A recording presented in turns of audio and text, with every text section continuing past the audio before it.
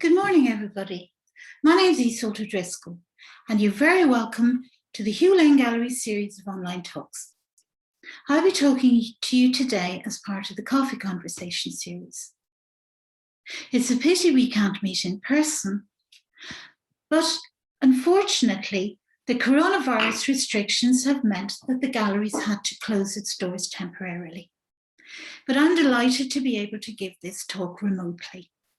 So I hope you can sit back and enjoy your coffee or tea even while I tell you about today's painting. It's this one, St. Patrick's Purgatory by John Lavery. It's not as well known as some of his other paintings, but I think it's a good representation of what he was producing at the time, and it tells us something about its style. Also, it illustrates Lavery's wide-ranging cultural interests and his curiosity about Ireland. And finally, I think it's fitting that today, on the 17th of March, we should be looking at a painting related to St. Patrick. St. Patrick's Purgatory is a medieval pilgrimage site associated with our patron saint. Now, I'll just minimize my screen so as not to distract you from the paintings, and we'll begin. Before I get on to talking about this particular painting, I'd first like to tell you about John Lavery himself. Not only was he one of the foremost portrait painters of his day, with aristocratic clients all over Europe, but he was also involved in the birth of the new Irish state and provided portraits of many of its major players, along with a visual record of some of its key events. Here's a portrait of Lavery in middle age, beside a photograph of him. The portrait is by his wife, Yseult. He had a long and very successful career, lasting from the 1880s up until the end of the 1930s. His work incorporates some of the major artistic innovations coming out of France, the result of the realist and impressionist revolutions that began there in the middle of the 19th century. He was to become eventually one of London's foremost society portraitists, and along with his wife Yseult, was a leading member of the Edwardian social scene, counting many members of the establishment among his friends and clients. Alongside this, however, he also played a supporting role in the founding of the Irish Free State and had close connections on both sides of the political divide.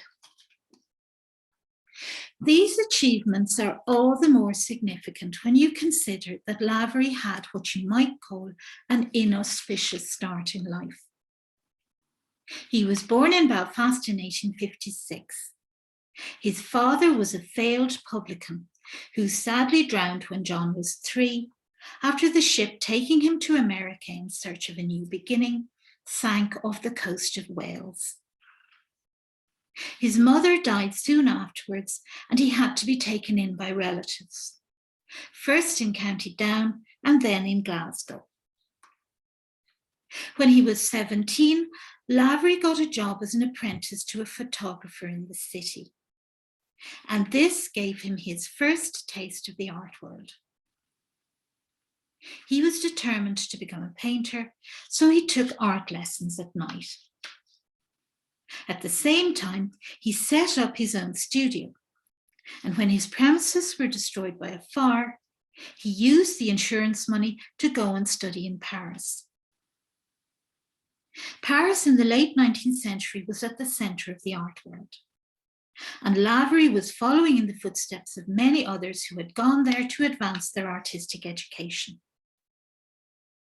He joined the Académie Julian, which was popular with students from Britain and Ireland at that time. He initially trained under the leading conservative painter, William Adolphe Bouguereau, who encouraged him to adopt a linear, academic style. Soon, however, he came into contact with new ideas. Lavery joined the artists' colony that had gathered in the village of Grès-sur-Loing outside Paris. Encouraged by the painters he met there, he abandoned the conservative style that he'd learned from Purgatory and instead began to adopt techniques that they were experimenting with, especially plein air or outdoor painting. At Grès, Lavery was particularly friendly with the Irish painter Frank O'Mara, portraying him in this work, from 1884, called On the Bridge at Grès. O'Mara is the man standing on the bridge with his painting things, looking at the two women further along. The work's even, slightly hazy tone and subdued colour range reflect the more atmospheric style that Lavery was beginning to explore. Lavery travelled back and forth between France and Scotland, eventually settling in Glasgow in 1885, where he was identified with the group that was to become known as the Glasgow School, or more commonly, the Glasgow Boys. The Glasgow Boys were a group of young Scottish painters. Lavery qualified as a Scot by this time, who had all worked in France. Like many other artists of the time, they rejected the conservative, academically inspired painting style promoted by the establishment. In their case, the Royal Scottish Academy in Edinburgh. Instead, they were committed to the new ideas that they had encountered in France. Especially influential was the work of the French painter Jules Bastien-Lepage. His plein air naturalism and rural subject matter were embraced by the Glasgow Boys as a challenge to traditional Scottish art. Their work represents the beginning of modernism in Scottish painting. Here's The Hind's Daughter by the leading Glasgow boy James Guthrie, and beside it, Bastien-Lepage's Pauvre Fauvette. There are clear similarities between the two. Both are painted in subdued, even light with muted colours. Their clarity is noticeable, in contrast with the vaguer, sketchier effects of many Impressionist paintings. Bastien-Lepage's work was known for its lucidity and naturalism. He rejected the romantic idealism associated with earlier 19th century French rural scenes, in the same way as the artists of the Glasgow School rejected the romantic depictions of the Highlands created by their predecessors. While Lavery was closely associated with this group and exhibited with them, his style evolved into something more individual. He embraced the plein air naturalism of Bastien-Lepage, but he also adopted the visible flickering brushstrokes of the Impressionists. And his early experiences of photography made him try to capture fleeting momentary effects in his paintings. Finally, he was inspired by the work of his friend James McNeill Whistler, who he first met in 1888, especially Whistler's decorative tonal colour effects. Unlike the other Glasgow boys, Lavery never really embraced rural naturalism. And rather than the lives of the country poor, he painted the leisure activities of the urban middle classes. By the end of the 19th century, Glasgow's industry and wealth had turned it into one of the leading cities of the British Empire. Unlike the more conservative residents of other Scottish cities, Glasgow's newly rich industrialists were happy to support modern art, which made them willing patrons for painters working in the city. Lavery responded to this and produced works portraying the sons and daughters of these wealthy industrialists at leisure, in a quite distinct style, a combination of Bastien-Lepage's plein air naturalism and the sketchy, fleeting effects and interest in light of Impressionism. This work from 1885, called The Tennis Party, shows young people engaged in a lively game of tennis, a new and fashionable pastime at this stage, in the dappled sunlight of a summer's evening. It's an optimistic and sunny scene, and evokes the confidence of the successful middle classes that are depicted here. This work was very well received and established Lavery's artistic credentials among his wealthy patrons. As a result, in 1888, he was commissioned to paint Queen Victoria's official state visit to the Glasgow International Exhibition. Here's his representation of the formal opening ceremony. As you can see, it evokes the pomp and grandeur of the occasion and includes a large number of individual portraits. In order to complete the commission, Lavery had to make likenesses of the key participants in the ceremony, including Queen Victoria herself. The work took him 2 years to complete. Its success established his reputation as an artist, leading to further commissions. And as a result, he was able to move to London and pursue a career as a portraitist. Lavery was a highly successful portrait painter. His work was in demand from both members of the British establishment and European aristocracy. Here are two of his society portraits. On the left is the Lane Collection's La Dame aux Perles from 1901. The subject's been identified as Margarita von Hollriegel, mistress to the heir of the German Duke of Mecklenburg. On the right is a portrait of King George V and his wife and children. Lavery's successful portrayal of Queen Victoria in 1888 had led to further commissions from the royal family. Both are in Lavery's painterly style, with visible flickering brushstrokes, evoking the effect of light falling on sumptuous textures of silk and brocade, pearls and fine crystal. Both give their subjects an air of elegance and nobility. By the early 20th century, Lavery was an established figure in Edwardian society, on close terms with many of its leading figures, including politicians and members of the establishment. His marriage to the Irish-American heiress Yseult Trudeau cemented his position. A famous beauty, she was his second wife. His first had died soon after the birth of their daughter Eileen in the early 1890s. Yseult was also a painter, married to a Canadian surgeon when Lavery first met her in Brittany in 1904. After the death of her husband, she and Lavery were married in 1909.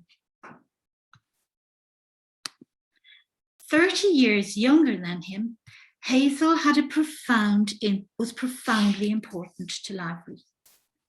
She influenced him in many ways, including, as we'll see, introducing him to the politics of the budding Irish state. Their marriage was tempestuous, and she was reputed to have had several lovers. Lavery was captivated by her beauty and painted her constantly. He made over 400 portraits of her, including this one from 1906 in the Lane collection. She was ill at the time, and her luxurious furs emphasized her pale elegance. Here on the right is on the left is the picture that made Yseult Lavery probably one of the best known Irish faces during the 20th century. In 1928, Lavery was commissioned to paint a portrait symbolising Ireland for the face of the new banknotes that were being introduced by the Irish Free State. Using Yseult as his model, He painted Kathleen Ní Houlihan in traditional Irish dress, leaning on a harp, with rugged Irish scenery in the background.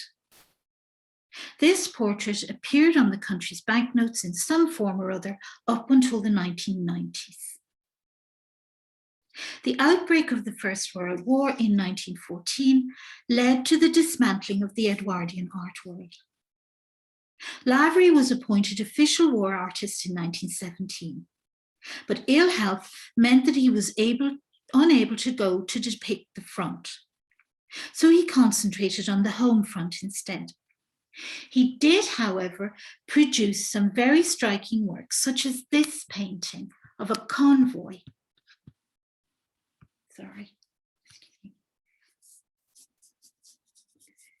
In the North Sea off Normandy. Determined to get as realistic an image as possible, Lavery went up in an airship and recorded the scene from there. A sort of extreme form of plein air painting, if you like. For most people, this would have been an incredibly dramatic and exciting scene. The faces of the gunners, the crew out on the wing, another airship close by, and the whole expanse of the sea and the fleet stretched out below with the horizon shining in the distance. Flying was in its infancy at this time, and many people might never even have seen an airplane, not to mind flown in one. Lavery was knighted in 1918 for his services to the war effort. Now, despite having been born in Belfast, initially Lavery had little to do with the Irish art world, though he did send work to the RHA from 1900 onwards and was elected a member in 1907. He knew Hugh Lane and contributed work to Lane's 1904 exhibition of Irish art in the London Guildhall.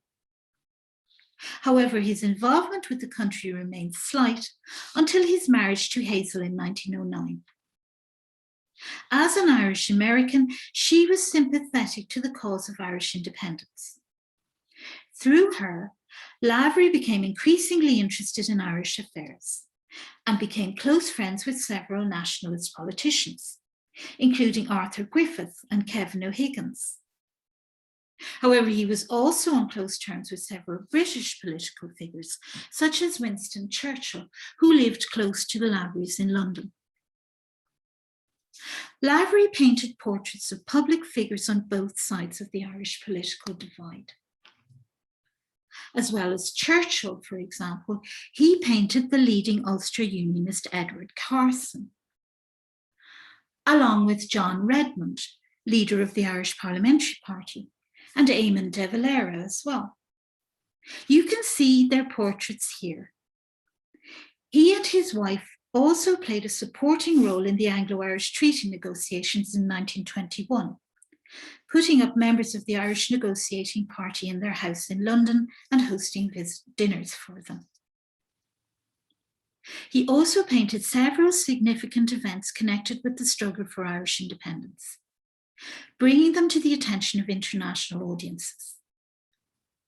These included the trial of Roger Casement in London in 1916 for gun running, for example, as well as the funeral of Terence McSweeney in Southwark Cathedral in 1920, both of which are in the Lane collection. Michael Collins was a close friend, and Lavery painted him several times, including this picture of him lying in a mortuary chapel after his assassination in 1922. You can see that it's quite a majestic work, the draped tricolour and crucifix symbolising Collins' sacrifice, reinforced by the words "for love of Ireland" on the face of the picture. In 1935, after his wife's death, Lavery donated a large number of paintings to the Lane collection in her memory, including portraits of important political figures from the conflict and scenes recording some of its key events. John Lavery was a very versatile artist, and both his style and subject matter were influenced by his travels. His early visits to France had introduced him to modern art in the first place, and his later travels played a part in his further artistic development. He first visited Morocco in the 1890s and was so enchanted by it that he bought a house in Tangier, where for many years he spent his winters with his family. While there, he produced numerous paintings capturing its warm, sunny atmosphere and brilliant light. Like many other Europeans, Lavery was fascinated by North Africa, its exotic landscape and culture, as much as its climate. This portrait of his wife and stepdaughter from 1913 on the left demonstrates this. Yseult is dressed in Arab costume, attended by a little Moroccan boy holding a greyhound on a lead, while her daughter is sitting on a white horse with a colourful Arab harness. Behind them are trees laden with oranges, while the azure sea is glimpsed in the background. It looks truly idyllic. But needless to say, the reality of life in Morocco was nothing like this at the time. This is a European fantasy. More significantly for his style, however, you can see Lavery's interest in capturing the dappled effects of sunlight shining through the trees, the warm colours and sunny ambience. His palette became lighter over time, influenced by the bright atmosphere of the countries that he visited. This painting, Beaulieu on the right, set in the south of France, bears this out. It's a dazzlingly bright scene, showing the effects of the strong sun shining on the turquoise sea and white cliffs. Lavery introduced these lighter effects into his paintings generally from the 1920s. All this brings us on to the work that we're looking at today, St. Patrick's Purgatory, which you can see here painted in 1930. But before I start to talk about this work in detail, I should tell you a little bit about its subject. St. Patrick's Purgatory is an ancient pilgrimage site located on an island in the middle of Lough Derg in County Donegal. It features in many accounts of the life of St. Patrick, both his own writings and the many legends that have circulated about him. Ireland's patron saint, Patrick is said to have come to the country in the 5th century from Britain to convert the native Irish to Christianity. Legend has it that he prayed to God to send him some sign to help him in his task, as he was having difficulties in convincing people of the existence of purgatory and hell. God is said to have told Patrick to make a circle on the ground with his staff. When he did so, a deep pit or cave appeared. Patrick entered the cave to pray, and while he was inside, God sent him a vision of the torments of the damned in hell. Patrick then used this vision to persuade his wavering convicts of the existence of hell. St. Patrick's Purgatory is one of Ireland's oldest and most important pilgrimage sites. There seems to have been some sort of monastic settlement at Lough Derg since the 5th century, but the site became known internationally as a place of pilgrimage in the 12th, when a priory was built on an island on the lake, where the cave where St. Patrick was reputed to have had his vision. This then became known as St. Patrick's Purgatory and was identified as one of the gateways to hell. A medieval chronicle appeared, telling of a knight who entered St. Patrick's cave to do penance for his sins and travelled from there into the underworld, where he saw the terrible tortures and sufferings experienced by the damned souls. He recounted these in great detail when he emerged from the cave. The site became famous as a result, and it was known throughout medieval Europe as a place of pilgrimage and penance. It appeared in prints and manuscripts illustrating the life of St. Patrick or describing pilgrimage sites, such as these are two early illustrations here. St. Patrick's Purgatory attracted pilgrims from as far away as Hungary, including many wealthy noblemen, who entered the cave in search of absolution for their sins. It was one of the marvels of medieval Europe, said to have inspired Dante's Inferno. It was even later referred to in Shakespeare's Hamlet. Indeed, St. Patrick's Purgatory was so famous that it was one of the principal locations marked on medieval maps of the British Isles, sometimes the only place name included for Ulster. For example, this map here from 1513. You can see it circled in red. With the Reformation in the 16th century, the site's importance as a place of pilgrimage declined. Wars made it too difficult for pilgrims from mainland Europe to reach. And finally, the plantation of Ulster led to the priory and everything else on the island eventually being demolished, and the cave filled in. However, it retained its fame in popular culture, and ordinary people continued to visit it in secret. As a result of their efforts, the site survived.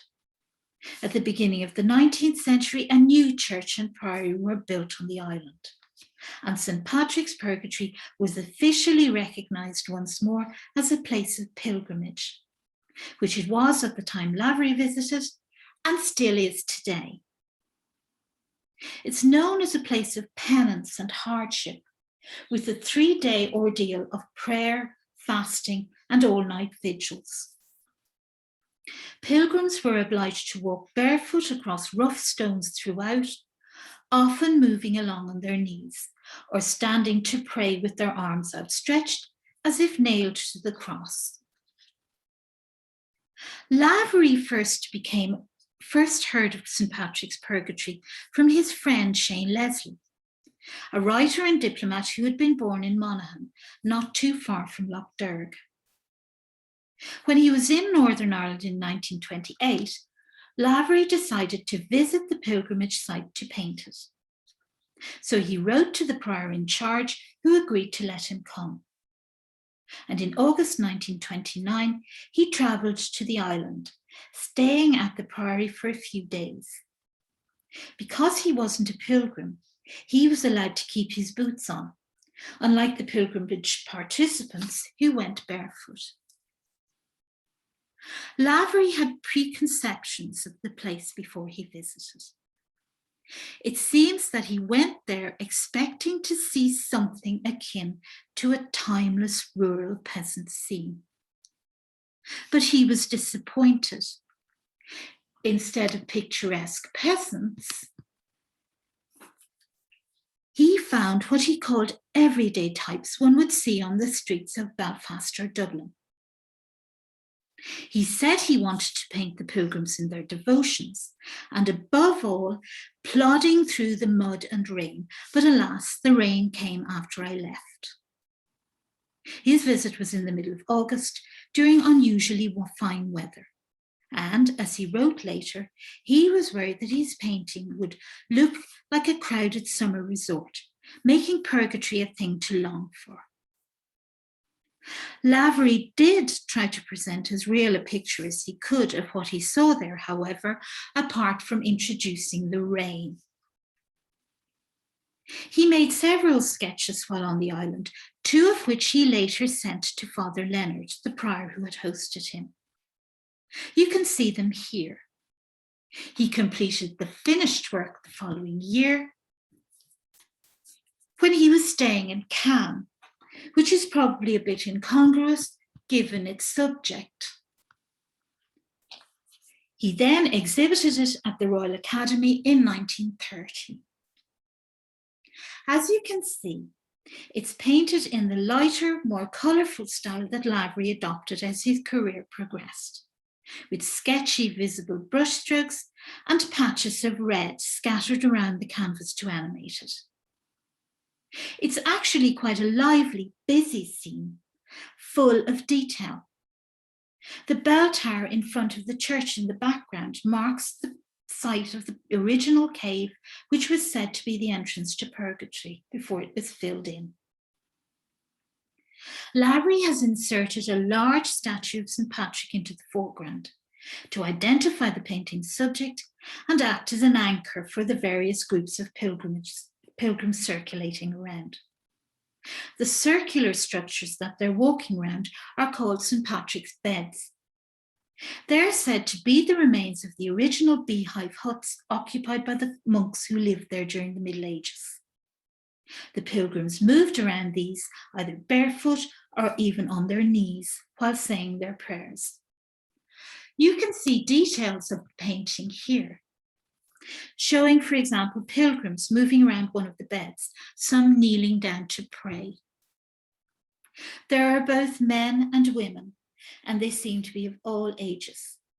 There's an old country woman in a long red skirt and shawl, for example. And then a couple of what appear to be girls wearing hats, who seem to be walking along together almost jauntily. Meanwhile, a black-clad priest in a biretta stands beside the statue of St. Patrick overseeing activities, probably reinforcing the penitential nature of the whole exercise. Apart from him, everyone is barefoot, a requirement of their penance. Lavery seems to want to show that despite the antiquity of the pilgrimage site, this is actually a contemporary scene, with ordinary people engaged in a collective activity that is meaningful to them, an authentic part of their lives and not a dead relic of the past. I think it's a very interesting and atmospheric, almost evocative painting. Lavery continued to paint throughout the 1930s, generally spending winters in the south of France. In 1935, Yseult, who had been ill for a year, and his daughter Eileen both died. Lavery sought a change of scene to distract himself from these losses. So, in 1936, at the age of 80, he visited the United States and went to Hollywood, where he spent time painting portraits of the stars. Here you can see his painting of Shirley Temple, which actually incorporates his last self-portrait. At the outbreak of the Second World War, he moved to Ireland to live with his stepdaughter, Alice, in Kilkenny. And he died there in 1941, aged 85. After his death, his work went out of fashion for a time, but since has become more and more appreciated.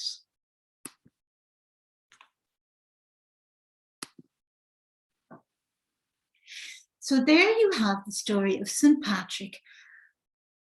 Patrick's Purgatory and John Lavery. I hope you enjoyed hearing about him and this very interesting painting.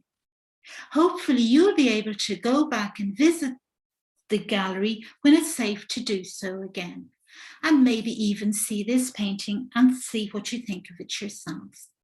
Thank you very much for listening, and a very happy St. Patrick's Day.